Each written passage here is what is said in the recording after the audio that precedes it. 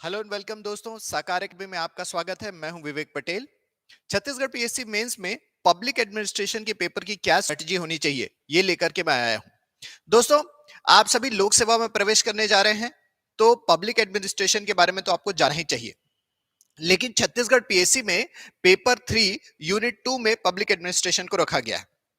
इसका मतलब है कि इसका वेटेज सिर्फ 50 नंबर का है और उसमें से भी आधे से ज्यादा भारतीय संविधान को चला जाता है। तो यूनिट 2 में भारतीय संविधान और लोक प्रशासन दोनों विषय हैं, इसलिए लोक प्रशासन का वेटेज बहुत थोड़ा पड़ता है। इसका मतलब है कि हमको न सिर्फ इस पूरे विषय को थोड़े से नंबरों के लिए पढ़ना है, बल्कि इसको ऐसे मैनेज करना है कि ये ज्यादा टाइम और एनर्जी मत ले। इसलिए स्ट्रेटेजी यहां पे बहुत इंपॉर्टेंट हो जाती है। तो दोस्तों, पब्लिक एडमिनिस्ट्रेशन के बारे में एक बात मैं कहूंगा कि आप लोग पब्लिक एडमिनिस्ट्रेशन तब पढ़िए जब आपके ऊपर ज्यादा बर्डन ना हो। इसका यह मतलब है कि प्री की तैयारी के तुरंत बाद हमको पेपर 3 की पढ़ाई प्रॉपरली स्टार्ट कर देनी चाहिए। हिस्ट्री, कॉन्स्टिट्यूशन, छत्तीसगढ़ की हिस्ट्री और पब्लिक एडमिनिस्ट्रेशन, ये पेपर हम लोग को पहले शुरू करना है और जल्दी से खत्म करना है। जैसा कि मैंने आपको पेपर 3 यूनिट 1 और यूनिट 3 की तैयारी के बारे में बताया था कि हिस्ट्री, चाहे वो भारत का इतिहास हो यूनिट 1 के लिए, छत्तीसगढ़ का इतिहास हो यूनिट 3 के लिए, प्री के मटेरियल से ही पढ़ना है। और कॉन्स्टिट्यूशन के लिए भी, संविधान के लिए भी मैंने आपको बताया था कि संविधान भी आपको अपने प्री के मटेरियल से ही पढ़ना है, नई चीजें फॉलो नहीं करनी है। लेकिन जैसे ही बात पब्लिक एडमिनिस्ट्रेशन की आती है, पब्लिक एडमिनिस्ट्रेशन के लिए आपको बहुत सारी नई चीजें पढ़नी है। तो हम लोग यहां पर सिलेबस को 3 हिस्से में क्लासिफाई कर लेते हैं। लोक प्रशासन या पब्लिक एडमिनिस्ट्रेशन का अगर आप लोग सिलेबस छत्तीसगढ़ पीएससी के हिसाब से देखेंगे, तो इसको हम लोग 3 हिस्से में डिवाइड करेंगे। एक है पब्लिक एडमिनिस्ट्रेशन से संबंधित बेसिक बातें, मौलिक बातें।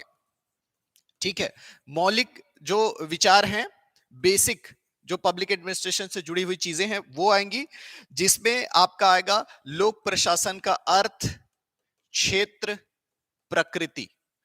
अर्थ, क्षेत्र, प्रकृति को एक क्वेश्चन के रूप में आप रेडी कीजिए, और लोक प्रशासन के अर्थ, क्षेत्र और प्रकृति को अगर आप रट्टा मार के रखेंगे, तो जैसा ही क्वेश्चन पूछेगा आप छाप के आ सकते हैं।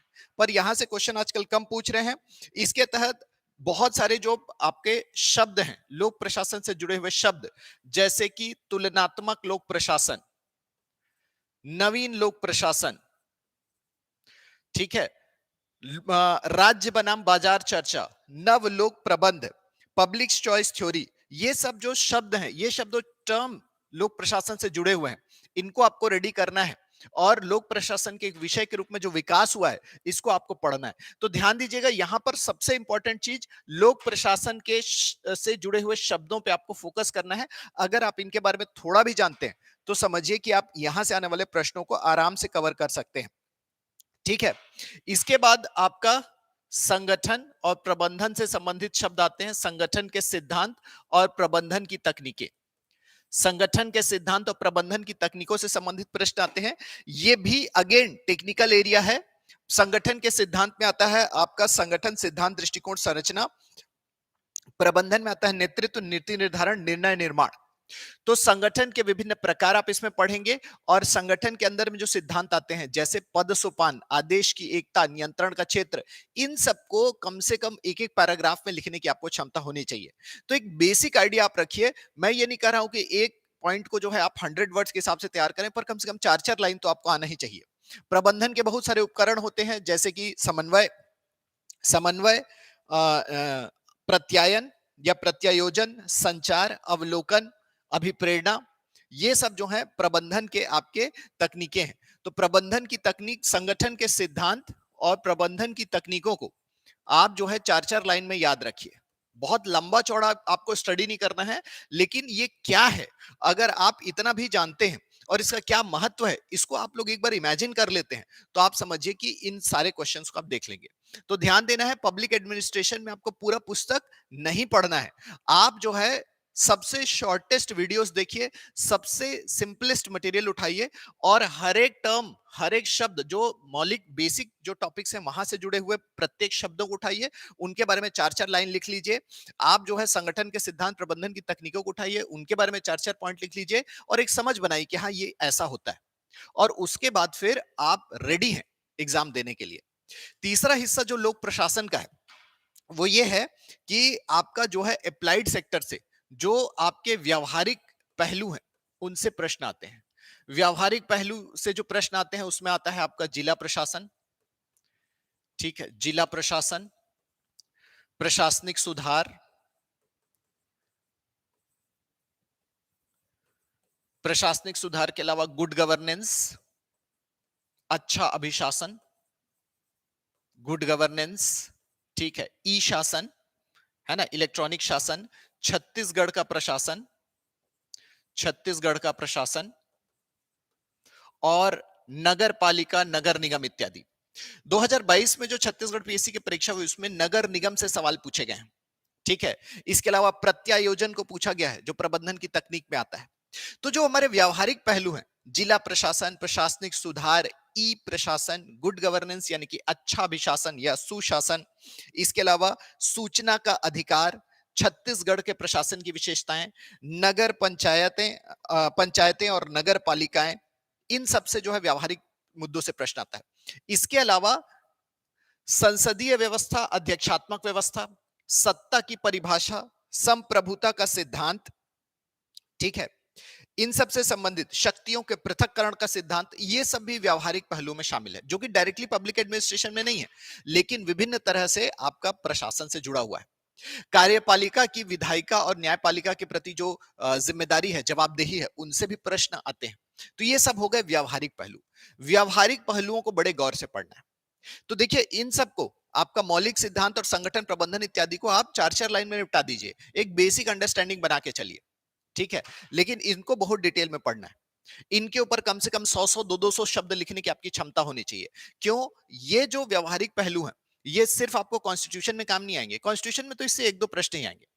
हो सकता है कि 125 शब्द का एक प्रश्न यहां से कूद जाए, जैसे कि पिछले बार नगर पालिकाओं से पूछ लिया था। लेकिन आपको ध्यान रखना है कि यहां पर की अंडरस्टैंडिंग आपको पेपर 5 में भी आंसर लिखने का काम आएगी। ये अंडरस्टैंडिंग पेपर 7 में विभिन्न योजनाओं को समझाने में भी काम आएगी और निबंध लिखने के भी काम आएगी। इसलिए ये जो व्यावहारिक पहलू है, इस पे आपको ज्यादा समय भी देना है और 100 वर्ड्स के हिसाब से आपको क्वेश्चंस यहां पे रेडी करने हैं। तो देखिए दोस्तों, लोक प्रशासन जब आप पढ़ना स्टार्ट करेंगे, प्रीवियस ईयर्स के क्वेश्चन उठाइए, उनको सारे के सारे क्वेश्चन का आंसर जुगाड़ कीजिए। नहीं है तो आप टॉपिक में से जुगाड़ करके आंसर लिख लीजिए। एक तो प्रीवियस ईयर के क्वेश्चन कवर करना है। दूसरा चीज, आपको हर एक टॉपिक के बारे में 4-4 लाइन पता होना चाहिए। जो टेक्निकल टॉपिक है, बेसिक, आपका विभिन्न प्रकार के लोक प्रशासन, उससे जुड़े हुए शब्द और संगठन और प्रबंधन की तकनीकें, साइमन के निर्णय का सिद्धांत, प्रत्यायोजन के लाभ, ठीक है, आपका संचार का महत्व, इन सब चीजों को जो है यहां पर क्वेश्चन के रूप में पूछा जा सकता है, लेकिन बहुत कम चांसेस है। सबसे पहले क्वेश्चंस इस सेक्टर से सबसे ज्यादा पूछे जाते थे। तुलनात्मक लोक प्रशासन से सबसे ज्यादा प्रश्न पूछे गए हैं, नवीन लोक प्रशासन से काफी प्रश्न पूछे गए हैं, लेकिन आजकल इस सेक्टर से क्वेश्चन कम करके प्रबंधन की तकनीकों से ज्यादा क्वेश्चन पूछा जा रहा है। लेकिन बहुत डीप क्वेश्चन पूछने के लिए इनके पास जगह नहीं है, ठीक है, क्योंकि संविधान में आपका 8 नंबर का 3 ही क्वेश्चन पूछना है, उसमें से एक से ज्यादा क्वेश्चन पब्लिक एडमिनिस्ट्रेशन से पूछ नहीं सकते, वो भी व्यवहारिक पहलुओं से ज्यादा पूछे जा रहे हैं। तो आप ध्यान रखिएगा, आप फटाफट, अगर आप प्रतिदिन 2 से 4 घंटा पब्लिक एडमिनिस्ट्रेशन की स्टडी करते हैं तो 4 दिन से ज्यादा ये सब स्टडी नहीं करना है, ठीक है।